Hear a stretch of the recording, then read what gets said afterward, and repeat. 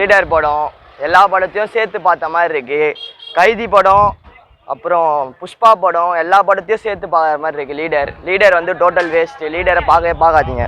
என்ன லீடர்ல என்ன மிஸ்டேக் இருக்கு? மிஸ்டேக் இல்லைண்ணா, அது படமே கிடையாதுண்ணா டோட்டலாக. அவ்வளோதாண்ணா. ட்ரெய்லர்லாம் நல்லா ஹிட்டா போச்சு. ட்ரெய்லர்லாம் நல்லா இருக்கு, ஆனால் அது படமே கிடையாது. எல்லா ஸ்டோரியும் கலந்து எடுத்த மாதிரி இருக்கு. அவ்வளோதான்.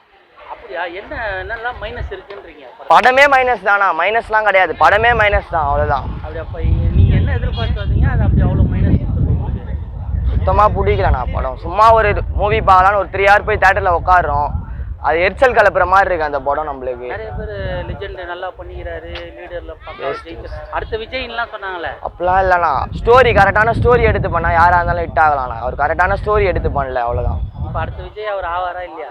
அது அவர் அடுத்து நடிக்க போகிற ஸ்டோரி பொறுத்து தான் இருக்கு. இல்லை இந்த ஸ்டோரியிலேருந்து அவர் விஜய் ஆனாரா? அப்படிலாம் அதை பற்றிலாம் ஆக முடியாது. அவருடைய ஆக்டிங் எப்படி? ஓகேண்ணா, அவ்வளோதான். நல்லா விஜய் படத்தில் வேற கதையில் ஏதாவது மைனஸ்? கதையே மைனஸ் தான் சொல்கிறேன். என்னங்கண்ணா நீங்கள்? கதையே மைனஸ் தான். கதையே இல்லை படத்தில். அப்போ என்னதான் பண்ணி வச்சிருக்காங்க படத்தில்? எல்லா படத்தையும் மிக்ஸ் பண்ணி ஒரு ஸ்டோரி எடுத்து நடிச்சிருக்காங்க, அவ்வளோதான். ஓ, அது ஏற்கனவே வந்த படமா அப்படி தான் இருந்தது. ரஜினி படத்தெல்லாம் மிக்ஸ் பண்ணியிருந்தாங்க, இதுலேயும் அதே தான் பண்ணி வச்சிருக்காங்க. அவருக்கு நடிப்பு வராதுன்றதுனால அந்த மாதிரி பண்ணி வச்சுருக்காங்களா இல்லை தெரில? டேரக்டர் யாருன்னு தெரில படத்துக்கு, அதனால தெரில. சரி, ஓகே. ஆனால் நீங்கள் படத்துக்கு ரேட்டிங் எவ்வளோ கொடுப்பீங்க? 10க்கு ஒரு 2 கொடுக்கலாம். அந்த 2 கூட எதனால கொடுத்தீங்க? கஷ்டப்பட்டு படம் எடுத்துருக்காங்க, அதுக்காச்சும் ஒரு 2 கொடுக்கலாம்ல. அவ்வளோ செலவு பண்ணி எடுத்துருக்காங்க.